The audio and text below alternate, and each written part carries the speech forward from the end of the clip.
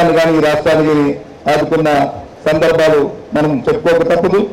ఆ సందర్భంగా కూడా వారు చేసిన ఆ సేవలకి, వారు చేసిన ఆ కృషికి కూడా రాష్ట్రం తరఫున ముఖ్యంగా ఈ విశాఖ ప్రాంతం తరఫున కూడా కృతజ్ఞతలు తెలియజేస్తున్నాం.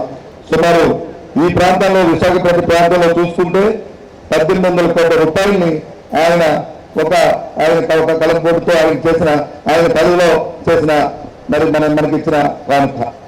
ఈ ప్రాంతంలో మన BRT ప్రాజెక్ట్ చూసుకున్నా, లేదా ఫ్లేవర్ హౌస్ చూసుకున్నా, అండర్ గ్రౌండ్ డ్రైనేజ్ చూసుకున్నా, ఎక్కడ చూసుకున్నా సరే ఆ మార్పు మనకు కనిపిస్తున్న ఈ సందర్భం. మరి ఇటువంటి తరుణంలో ఇవాళ వారి చేతుల మీదుగా ఈ ప్రాజెక్టుని జాతికి అంకితం చేయడమే కాకుండా మరి ఈ రాష్ట్ర ప్రజల తరఫున, ఈ రాష్ట్ర ప్రభుత్వం తరఫున, మరి ఈ రాష్ట్రంలో ఉన్న కాంగ్రెస్ పార్టీ అధ్యక్షుడిగా కాకుండా, రాష్ట్రంలో లోక్పార్టీతో కాకుండా ఇంకా తగ్గిపోవడం వల్ల, ఇంకా తగ్గిన పరిస్థితి వస్తే మొత్తం ఆ పరిస్థితులన్నీ కూడా మూతపడిపోయే ప్రమాదం ఇవాళ మన ఆంధ్ర రాష్ట్రం ఉన్న విషయాన్ని తమ దృష్టికి తీసుకొస్తున్నాను. ఈ విషయం తమకు తెలియంది కాదు, పూర్తిగా మీకు తెలిసిన విషయం. అయినప్పటికీ కూడా జాతీయ విధానాలు ఉన్న విషయాన్ని కూడా నాకు తెలుసు, తమకు కూడా తెలుసు.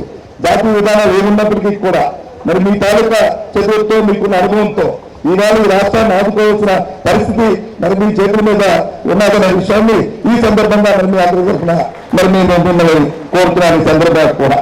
ఎందుకంటే ఇవాళ ఈ పరిస్థితి మనకు తెలుసు. ఇవాళ ముఖ్యంగా కూడా విద్యుత్ శక్తి లేకపోతే రాష్ట్రం అంధకారం అయిపోయిన పరిస్థితులు ఇవాళ ఉన్న పరిస్థితులు. మన పత్రికల్లో చూసినా వాస్తవ పరిస్థితులు రాష్ట్రంలో మనం చేసుకున్నా ఇవాళ మీరు ఈ రాష్ట్రాన్ని ఆదుకోవాల్సిన సమయం ఆసన్నమైంది.